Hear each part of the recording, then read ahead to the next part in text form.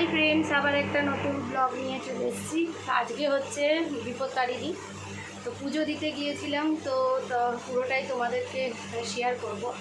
আগে আমি ভাবলাম যে প্রথমে ভেবেছিলাম করব, কিন্তু আমি দেখলাম না, মন্দিরে খুব দেরি হয়ে যাচ্ছিলো, তার জন্য চট করে আগে মন্দির গেলাম। তো চলো তোমাদেরকে পুরোটা দেখায় ওখানে মন্দিরে কী করলাম, কী হচ্ছে ওখানে। করলাম বলতে ওই ঠাকুরের কিছুটা জোগাড় করে দিলাম, সেটা সবাই যেটা করে, কারণ করলে তাহলে একটু তাড়াতাড়ি হবে, তার জন্য আর কিছু নয়।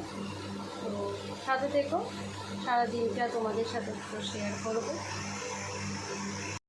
তো এই দেখো মন্দিরে চলে এসেছি, আর খুব সুন্দর করে মাকে সাজানো হচ্ছে। আর এইদিকে কিছু দেখছি ফল কাটা, সুজি এ সকল হয়ে গেছিলো। আর আমি যখন আসি তখন দেখছি এরা সব দূরি করছিল।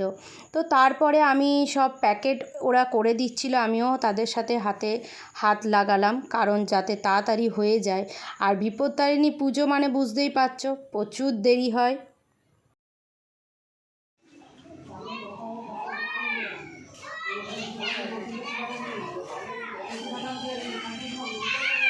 এক সাইডে লুচি ছাকা হচ্ছিল সকল ভক্তকে দেওয়ার জন্য।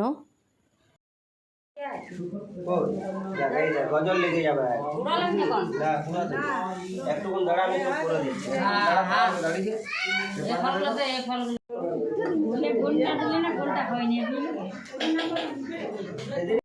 তো পুজো খুব সুন্দরভাবে হয়েও ছিল। তারপরে সবাই দেখলে যে ডুরি বাঁধছে, তারপরে এইখানে সবাইকে প্রসাদ আর একেবারে সবার খাবার দাবার প্যাক করে দেওয়া হচ্ছিল।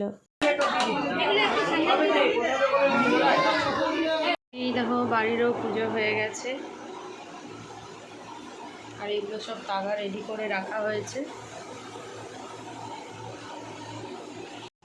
তো এবারে খাওয়া দাওয়া খেলাম, মানে খেলাম ওদের যেগুলো খায় আজকে, তোমরা তো জানোই যে প্রসাদ দেখালাম তোমাদেরকে, ওই সকলেই সবাইকে প্যাকেট করে দিয়ে দিচ্ছিল।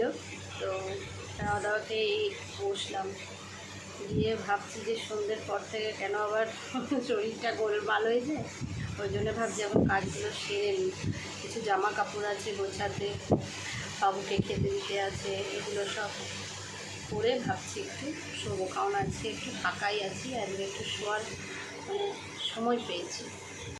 তো সন্ধেবেলায় বাবুকে একটু পাউরুটির স্যান্ডউইচ বানিয়ে দিয়েছিলাম, আর তার সাথে একটু হট কফি। তো এরই সাথে ব্লগটা শেষ করছি। তোমাদের যদি কিছু ভালো লেগে থাকে তোমরা লাইক, কমেন্ট, শেয়ার এবং সাবস্ক্রাইব করো, আর দেখতে থাকো ব্লগ উইথ লিলি।